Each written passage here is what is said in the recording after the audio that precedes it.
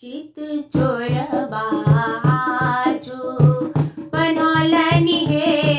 चित चोर बाजू बनवलनी हे,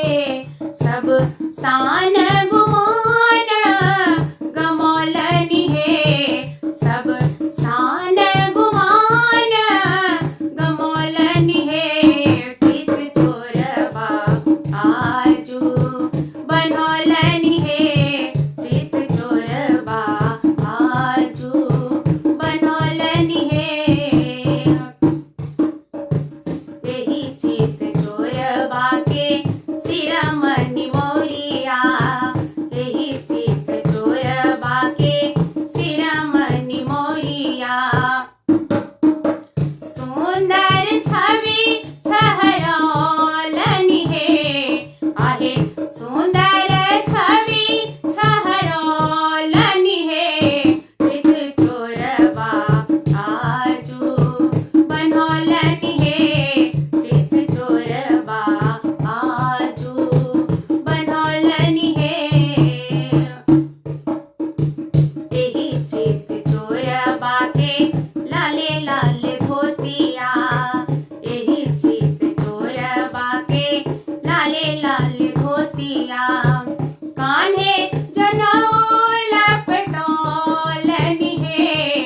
आहे कान्हे जनेऊ लपटौलनी हे, चित चोर बाजू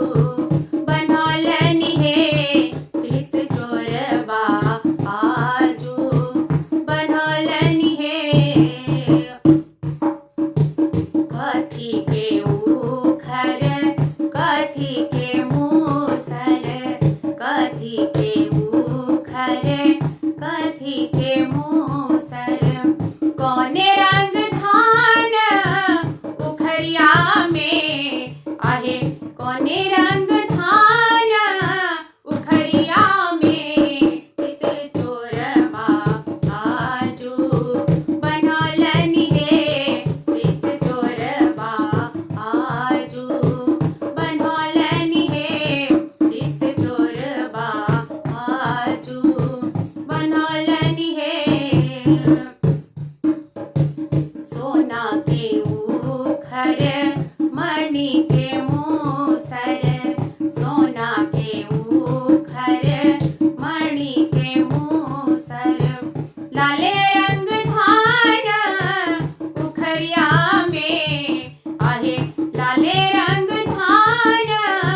उखरिया में, चित चोर बाजू बनवलनी हे,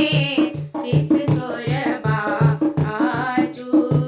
बनवलनी हे, कंगन बनाओले आम पात सौ, कंगन बनाओले आम पात सौ, नौआ डोरी कस